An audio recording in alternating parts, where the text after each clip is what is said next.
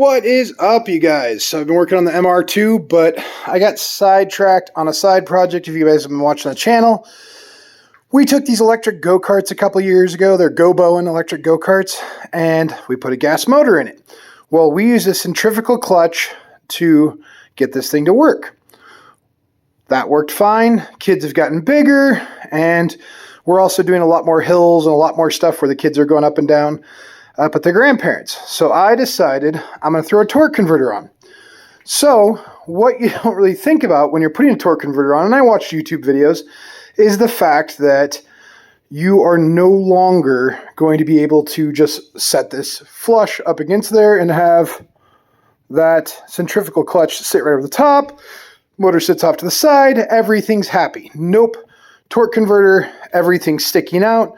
So now my torque converter hits the wheel. So there's a couple different things I could do, and one of them is build a whole frame, have this thing sit off to the side, and then, flip the motor. I could do what traditionally is done, replace that axle, and then do it in the center. But another thing I want to do is this go-kart now goes off-road, because we're doing it on an old dirt road. I think what I'm going to do is actually cut there, extend the chassis out. This is still very, very green, but I want some input from you guys. So cut, I know it's not the typical K24 turbo stuff, but this is important too. This is for the kids. Kids are important.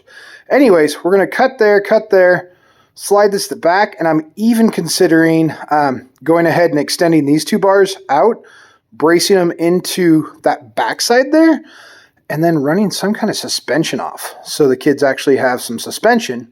And then the next thing would be, which I'm not terribly fond of, would be extending the motor mounts out back past it and making it that Porsche life, and then have the motor sit, offset. So this bar would have to either get cut off, removed down, and since I'm thinking about trying to tie in like some kind of suspension from up there to back here, I'm going to have to figure that out.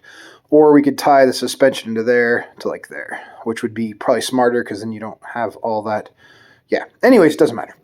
Point being is, torque converter is not as straightforward as one would assume. So make sure when you're ordering these, you factor in that you have about 3 inches from that edge to the motor plate. It did go together famously. I do like it, but that is something to consider. So we're talking about doing chassis extension so that seat can go further back because my daughter's getting tall. She's like 5'6" now. We could go buy another go-kart, but that's not fun. We have a whole bunch of modifications we're going to be doing to this motor in addition to what we've already done, removing the governor and everything else. But I think extending the chassis, bigger tires, and then I'm even thinking about there's these axles that you can get to convert it from a 3/4 inch shaft to a 1 inch with a 4-lug instead of a center bolt with a keyway, which I'm not as fond of. So that would give us out to about there. And then I'm thinking beefy tires, and we'll have the tires back here because we're going to extend the chassis by about 4 or 5 inches. I think it could be pretty cool. Let me know what you guys think. But this Go-Bowen is miles from where it came from. This cart, when it was electric, did about 14 to 15 miles an hour. We got it up to more like 40, 45 miles per hour, something like that. I think that's about where we're going to keep it, but we are excited for the torque converter, CVT, whatever, because that's going to allow us to get better low-end torque, get off the line better. Oh, what's that? MR2 turbo. But yeah, so we got the suspension back together on the MR2. Jumping topics for 2 seconds.